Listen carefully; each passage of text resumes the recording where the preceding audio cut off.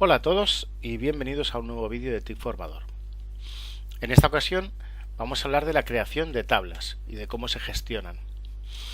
En anteriores vídeos hemos estado viendo cómo utilizar referencias absolutas y relativas para el cálculo y cómo utilizar también la gestión de nombres. La gestión de nombres es importante puesto que nos permite también realizar cálculos complejos de una contra varias celdas, etc. Hoy vamos a aprender a crear tablas y cómo podemos utilizarlas para calcular. Tenemos delante una tabla en la cual estamos viendo pues una lista de empleados con las horas que han trabajado durante este mes y cuál es su sueldo. Nos hace falta calcular el total. Entonces esto que tenemos delante para nosotros puede representar una tabla. Como podéis ver, se trata de una tabla con una estructura, columnas, unos títulos en la parte de arriba, pero hay que decírselo a Excel, porque si no, para Excel estos son celdas sin más, rellenas con datos, pero que no tienen una estructura concreta. Así que tenemos que decirle a Excel que esto es una tabla. Tenemos la pestaña insertar y dentro de la pestaña insertar la tercera opción que nos encontramos es tabla. Entonces lo primero que tenemos que hacer es seleccionar aquello que nosotros queremos que se comporte como tabla, que es esto que estamos viendo, a pesar de que hay datos que faltan, pero como podéis ver, pues bueno, tenemos nuestros encabezados de columna y tenemos nuestros datos. Entonces, una vez seleccionado, le damos a insertar tabla. Lo que va a ocurrir es que Excel nos va a preguntar, en primer lugar, dónde están los datos de la tabla. Como ya la tenemos seleccionada, los datos nos aparecen aquí. Y en segundo lugar nos pregunta si la tabla contiene encabezados. Los encabezados son estos que veis arriba, empleado, hora, sueldo, total. Son los encabezados de columna. Si no los tuviera, desmarcaríamos esta opción, pero al tenerlos, pues lo podemos dejar tal cual. Le damos a aceptar. Y ocurren varias cosas. Bueno, la primera y más importante es que tenemos una nueva pestaña que antes no existía y que se llama diseño. Esta pestaña nos permite modificar todos los temas referentes a la tabla. Fijaos en que esta pestaña aparece mientras yo estoy dentro de la tabla que hemos creado. Si me voy fuera, la pestaña desaparece. Ya no está aquí. Debería estar y ya no está. Vuelve a aparecer cuando entro dentro de la tabla. Ahí tenemos de nuevo la pestaña diseño. La tenemos aquí arriba. Ahora no está y ahora sí que está. Vamos a ver qué más cosas tienen de diferente a estos datos ahora que los tenemos en forma de tabla. Pues fijaos, por ejemplo, se le ha aplicado un estilo. Veis que esto tiene un estilo específico con unos encabezados en un formato totalmente diferente al resto de tabla y pues los datos de la tabla que están, por ejemplo, pues sombreados, una fila sí, una fila no. Esto sería más o menos lo que notamos diferente. Y luego también estamos viendo que encima de la tabla, en la parte de los encabezados, encima, o sea, en la celda que corresponde a cada uno de los encabezados disponemos de un botón que cuando lo abrimos nos muestra un filtro. Hablaremos del filtro en otra ocasión, pero que sepáis que está aquí. Ese filtro se genera automáticamente. Vamos ahora a ver la pestaña de diseño. Esta pestaña de diseño nos muestra varios grupos y vamos a ver qué es lo que podemos hacer con ellos. Nos vamos a quedar en el primero. El primero nos permite cambiar, entre otras cosas, el nombre a la tabla. Es decir, Excel, cuando nosotros hemos generado una tabla en base a los datos que teníamos, pues él ha creado la tabla y además la ha llamado de alguna forma concreta. En este caso la ha llamado tabla 1. Lo hace con todas las tablas. Cuando creemos la siguiente le llamará tabla 2 y con la siguiente tabla 3. Está bien, pero lo normal es que nos pidan que le demos un nombre concreto a la tabla. Por ejemplo, esto podría ser nuestra tabla de empleados o nuestra tabla de sueldos o vamos a llamarla sueldos. Sueldos, ¿de acuerdo? La vamos a llamar así. Ahora el nombre de la tabla es sueldos. Vamos a seguir. Nos vamos a la derecha de todo y vamos a ver que disponemos de una serie de estilos diseñados específicamente para trabajar con tablas. Vamos a desplegar y tenemos todos estos estilos que veis aquí. Los estilos están definidos en tres grandes grupos. Uno es claro, veis que predominan los colores claros, el blanco junto con algún color crema, muy clarito todo. Los colores medios que ya incorporan algún color más llamativo y finalmente los colores oscuros que apenas dejan zonas en blanco.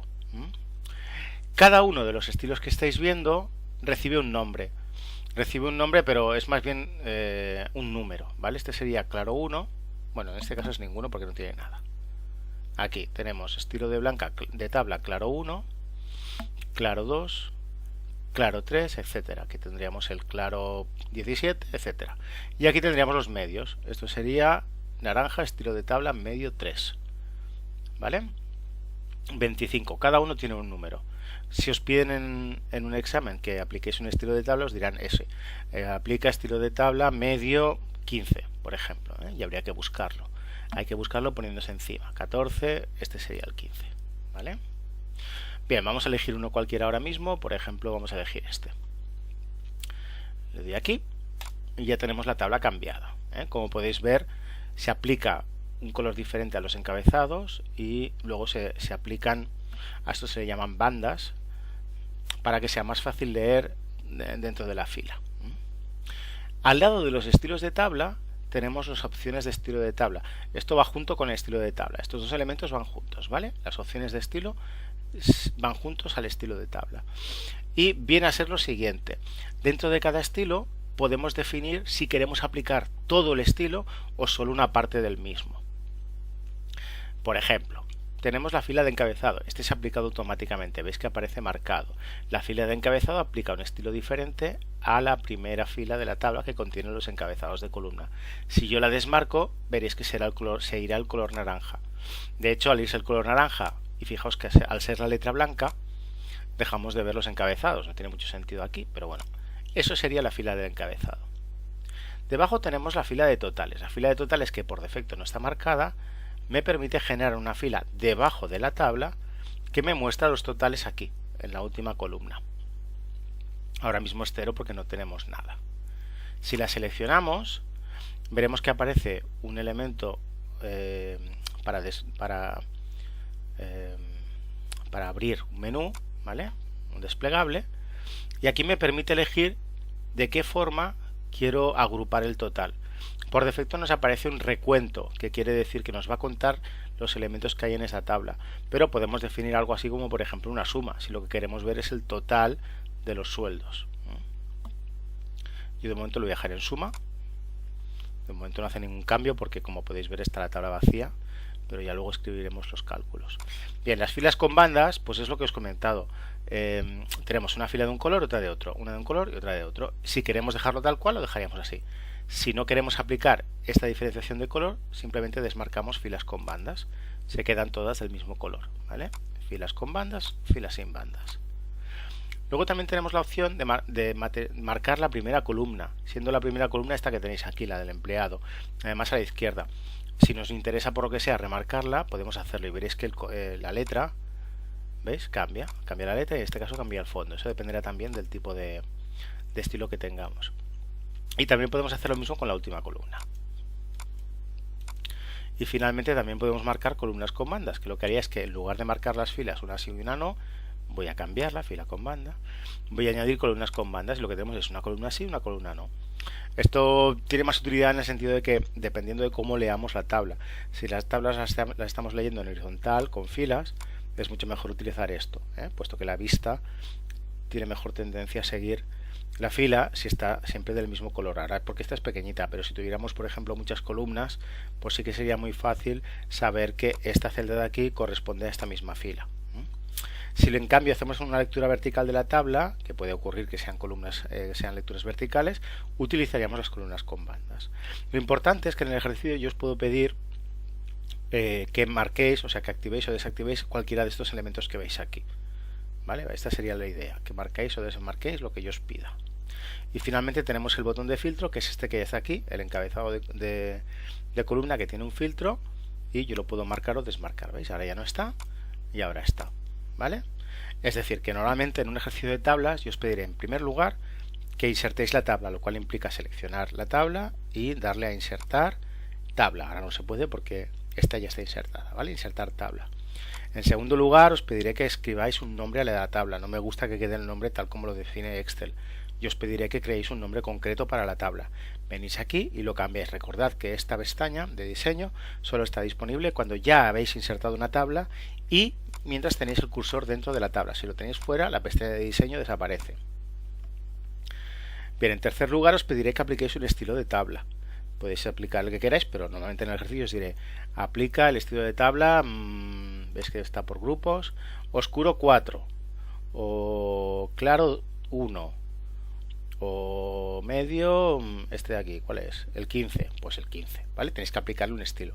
Y finalmente os pediré que apliquéis activéis o desactivéis algunas de las opciones de los estilos de tabla, para que el formato se aplique únicamente allá donde yo quiero.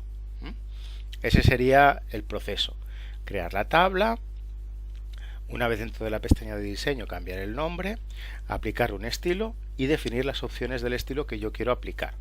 Esas serían las opciones, ¿vale? Bien, una de las características de las tablas es que utilizan referencias estructurales. Las referencias estructurales, en lugar de trabajar con referencias de celda, como sería en este caso, imaginaos que yo quiero multiplicar B2 por C2, lo que hace es apuntar, en lugar de a la referencia de la celda, al indicador de columna. Esto sería en realidad horas por sueldo, ¿vale?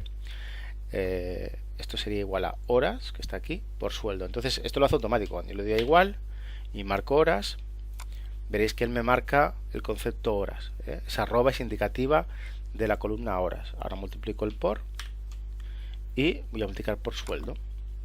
Entonces veis, estas referencias que utilizan la estructura de la tabla en lugar del nombre de celda, la referencia de celda, a estas referencias se las llama referencias estructurales.